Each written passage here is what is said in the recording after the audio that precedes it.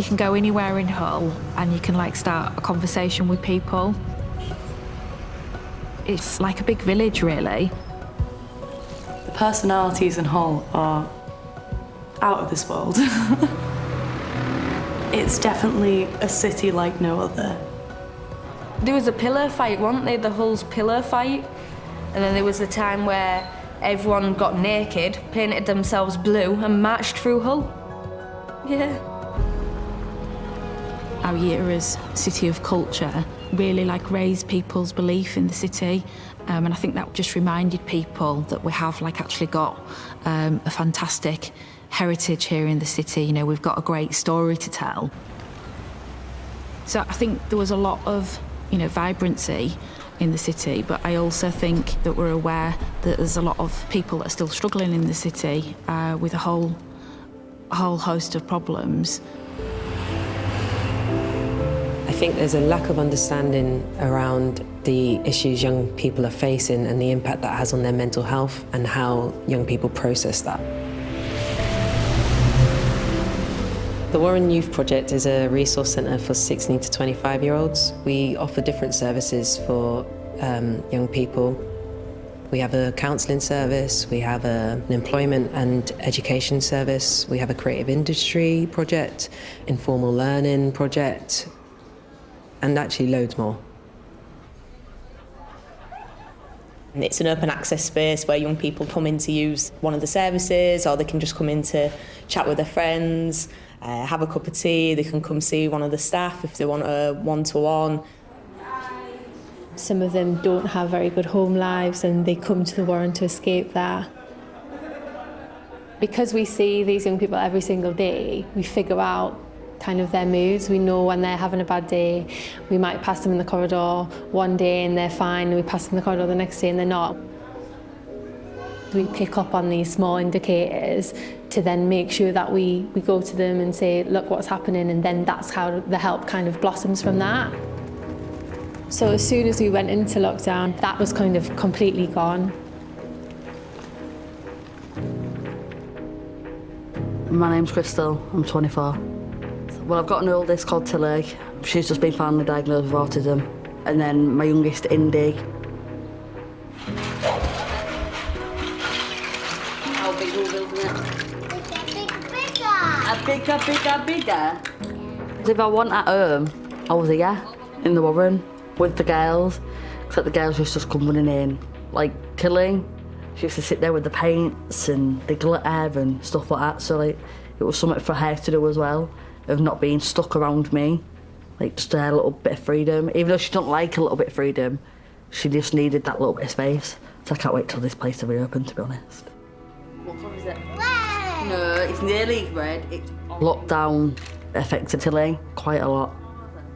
It was like a change of routine for her to what she was used to doing. Middle of lockdown, council just up and moved me. I didn't even view the house. I just got given keys and the address, basically. This is the house, this is where it is. Go there, sandpapers, you've got a week to move. So obviously no one could help me move because of COVID. It was horrible. I was ringing the Warren and speaking to like the staff, like, I don't know what to do, like, I'm panicking, I'm gonna move into a house with nothing. And then luckily they found like an organisation. The guy who was dealing with me from this organisation had like got all the stuff together what I needed, like a cooker, a washer, a little sofa and beds and like a wardrobe for the girls, and bought it all the day I moved into that house. Luckily other different organisations helped me out, because if not I would have moved in there to literally no beds, no nothing. People who use a service is spontaneous. You don't know when you're going to be in crisis or when you're going to need something. Before lockdown, there was loads of pressures on being a young mum anyway. Motherhood comes with loads of different issues and different pressures. Pressure on your mental health. Are you doing okay for your children? You lose a sense of identity. And then being a young mum, I think that adds another level of stress. My name's Megan, I'm 26. I've got 3 young children. Amelia, she's 4. Then I've got a 15-month-old called Abigail and an almost 5-month-old called Corey. That was a lockdown baby. Do you want to come down to Mummy? Come on then. Yay! You're never gonna. I've seen my sister maybe twice, only to look after her oldest whilst she took her youngest to hospital. Other than that, not really seen anyone. It hasn't really been that difficult because I've always kept myself busy. I'll just move my phone out of the way. So basically, these are the stencils, and you just have to trace around it. Amelia, she's always been obsessed with hair bows, and it was miles cheaper and easier to do it myself. I don't think it would have crossed my mind if I wasn't in lockdown. I've never really done anything like this before. Showed some of them to my friends, and then they've all wanted them for their children as well. And there's a hair bow. Yeah. I've made about 300-400. I've got about 12 orders still to make. I don't want to get too big because then I'll be run down through orders. So I'm sticking to basically friends and family.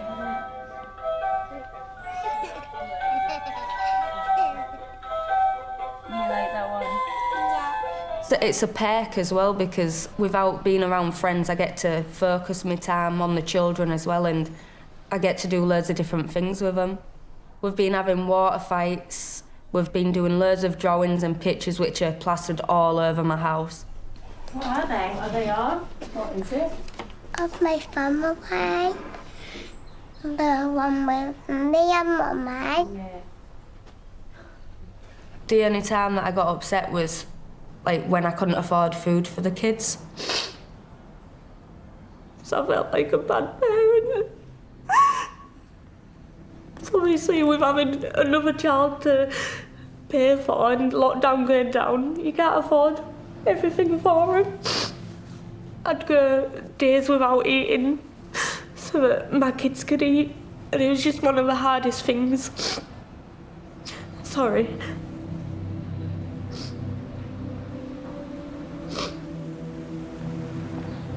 Poverty is a massive issue with young people in Hull. Young people accessing food parcels through different services is massive. Young women in particular through lockdown have been like 85% of our food parcel deliveries. We ended up having to sort of expand our offer because the demand was so high, so ended up delivering to a lady that was about 87, I think. With places like Hull and cities in the north, they were already in a worse position before coronavirus hit anyway. Homelessness, living in inappropriate housing, mental health is a massive thing with a lot of young people. So when you go into a crisis like that where people are losing jobs, people are feeling unsafe and unsettled in their lives and their families' lives, that's just been made so much worse.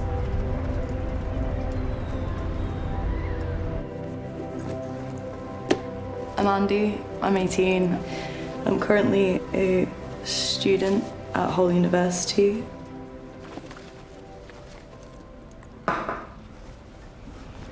I used to get questioned a lot in college about why I always looked so different on a day-to-day basis, and it was just, I think it's just part of being mentally ill is also just coming to terms with the fact that on different days you will feel different ways, and makeup's such a good way to kind of let the world know how you feel, because some days I'll feel loud, so I'll do really bold makeup, and some days I won't want to be seen at all, so I won't wear makeup.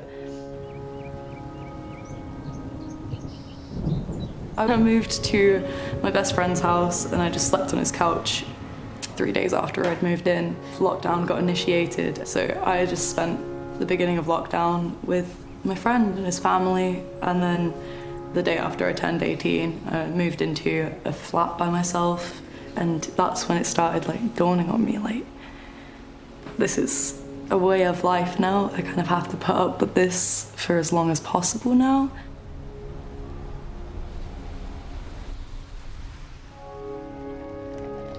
It was interesting being forced to be with myself for once, rather than just choosing to be with myself. Music definitely helped me with letting everything out during lockdown, because I couldn't really see my friends to talk to them and rant about all the crazy things, and I think people were getting a bit bored of me yelling on social media, so I started making some tunes about the way I was feeling.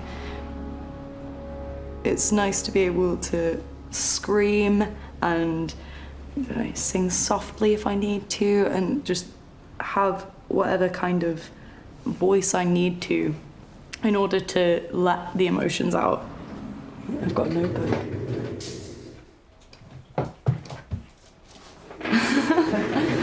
It's basically, I've just got like loads of video ideas. I don't remember writing half of these. I've got a full page of video ideas. Social media I've had a bit of a love-hate relationship with during lockdown. Obviously I was very excited. I get to go weeks without doing anything but being on my phone. But by the month of May, I was like, I need a break. I can't be on social media all the time. So I went away for a month, I came back, and suddenly the world was rife with activism, which made me very, very happy. The young people that had access to being online were then being online a lot. Me personally, I had to stay away from it for my mental health, so I automatically was thinking at home, isolated, that, oh, how bad will it be for young people to be online all the time if I feel like this and I'm not even online that much. But there was positives for them to be on social media. They were connecting to the right people and had support over online platforms, which has really been good for them. I'm Stella, I'm 32, I'm social work qualified, I'm halfway through my masters in HR management. I have 2 children, I'm a mum, been married, been divorced, and yeah, that's about it really. I think I've maybe become a little bit more addicted to social media in lockdown because it's all we had. I'm a social person, like I really missed seeing bodies, like physical people, seeing smiles, having hugs. So during lockdown, I thought to myself, right, I'm at home, I've got social media.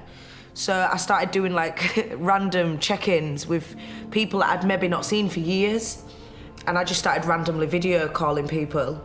And that caught fire, like I ended up doing it for like 3 days and people was like, yeah, call me, yeah, call me.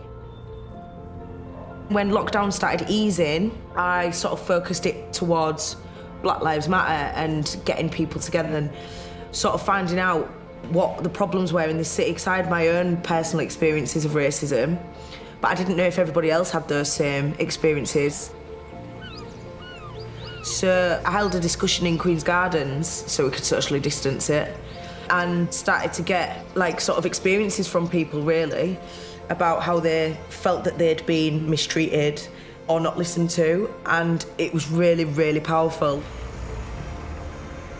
We've now formed a group called the Black Heritage Collective, and you know, we've created a charter, we've done Zoom meetings with the council, we've had Zoom meetings with Humberside Police. Through Zoom, I think you can express yourself, and it's creating opportunities to communicate.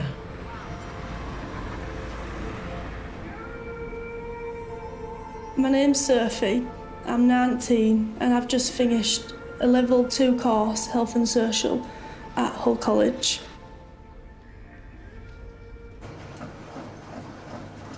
I live on my own, nearly a year. I was living with my dad and he's got 7 kids, including me. They're all girls. I'm the oldest child out of them all, so it's a big responsibility. Don't put your hand near it though. They'll take your hand off. I'd help out with my sisters, because it does give my dad a break. On a weekend, it can be my 5-year-old sister and my 6-month-old baby sister. I have supported a few people through lockdown, making sure that they still are all right. It was mainly Zoom calls with like friends, family in the Warren. In the Warren, they was doing contact Zoom calls, so I was on that every day. And then they'd do like a parents group, but I'd be in it because of looking after my little sisters. So they was just like catching up, talking about whatever was on their mind. Mine was probably my sister stressing me out daily. Before lockdown, I didn't really have like loads of confidence. I wouldn't really do nothing. I'd speak to people, but not much. And then while I've been in lockdown, the Zoom calls have like helped me improve my confidence. So when I think about these young women, I'm really proud. They're so resilient. They've coped with maybe more than I could cope with. I see like amazing strength, and they have this drive and this passion that is actually really inspiring. Every time I had a bad day in lockdown, I thought the positive things are, oh God, I'm gonna get upset. Sorry. Oh. People will help people, and with that help and support, we will get through it. Every young person I've spoken to is like, what can we do? Let's just power through, and that is amazing. Hull, over the years, has shown so much strength and resilience. What we've found during the pandemic is that we can come together to find solutions. We've always shown that we've been able to keep on going and keep on achieving, and we'll continue to do so.